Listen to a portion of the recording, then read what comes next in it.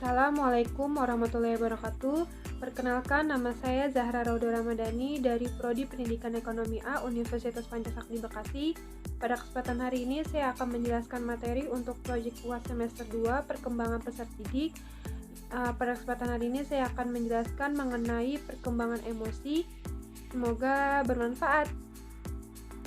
Baik, yang pertama saya ingin menjelaskan pengertian dari emosi. Emosi adalah suatu respon terhadap suatu perangsang yang menyebabkan perubahan fisiologis disertai perasaan yang kuat dan biasanya mengandung kemungkinan untuk meletus atau respon sedemikian terjadi baik terhadap perasangan eksternal maupun internal.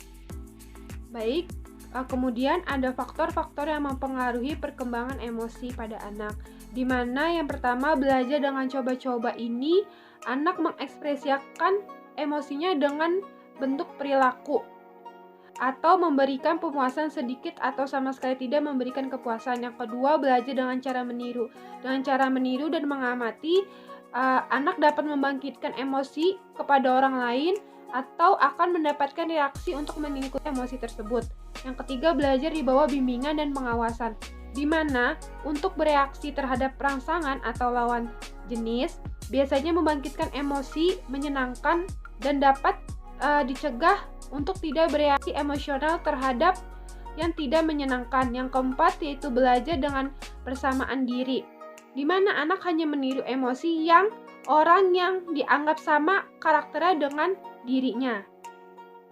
Kemudian terdapat pola-pola emosi yang umum, diantaranya amarah, takut, cemburu, ingin tahu, iri hati, gembira, sedih, dan kasih sayang. Pola-pola emosi tersebut berkembang dengan seringnya berjalannya usia di masa perkembangan anak. Baik, kemudian saya ingin memberitahu cara mengarahkan emosi pada anak. Yang pertama yaitu tetapkan waktu bermain setiap hari dengan anak, di mana berikan dia kesempatan untuk anak tersebut menentukan apa yang dia inginkan. Yang kedua, luangkan waktu untuk memecahkan masalah bersama anak, seperti contohnya ketika anak merasa sedih karena tidak diajak bermain oleh temannya, maka kita sebagai orang tua harus bisa membantu dan mencari penyebabnya. Kemudian cari bersama pemecahannya agar anak bisa belajar berpikir logis dalam mengatasi suatu masalah emosi. Kemudian yang ketiga yaitu melihat masalah dari sudut pandang anak. Ketika ketika orang tua sudah bersungguh-sungguh mendengarkan dan berempati terhadap anak, maka kita sebagai orang tua harus bisa memahami alasan anak melakukan segala sesuatu. Misalnya saat mereka sedang mengamuk ingin mendapatkan sesuatu atau maka kita sebagai orang tua harus bisa mendengarkan alasan mengapa ia melakukan hal tersebut. Yang keempat yaitu melihat masalah dari sudut pandang anak, di mana ketika kita sungguh-sungguh sudah mendengarkan dan berempati terhadap masalah yang anak dilakukan, maka kita dapat memahami alasan anak penyebabnya. Kemudian cari bersama pemecahannya agar anak bisa belajar berpikir logis dalam mengatasi suatu masalah emosi. Minimalkan masalah pada saat anak merasa jengkel karena gagal menyusun balok, misalnya seperti bentuk gedung atau apa segala macam. Maka itu harus dapat ditunjukkan penyebab kegagalannya.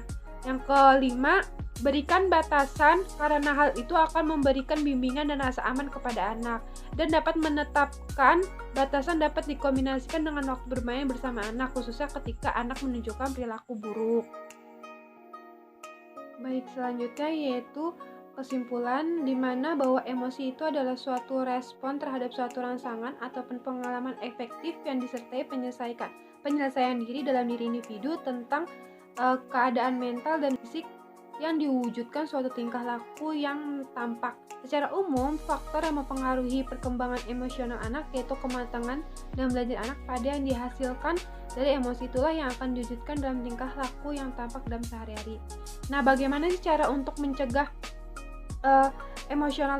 emosional pada anak, yaitu dengan cara menetapkan waktu bermain setiap hari dengan anak, luangkan waktu memecahkan masalah bersama anak, melihat masalah dari sudut pandang anak, meminimalkan pada saat anak merasa jengkel dan cara menunjukkan penyebab kegagalan, berikan batasan mereka untuk cerita dan meluangkan waktu agar masalah tersebut dan emosional tersebut dapat diselesaikan. Sekian dari saya, kurang lebihnya mohon maaf. Thank you for watching. Jangan lupa like, comment, and subscribe. See you next time video. Bye-bye.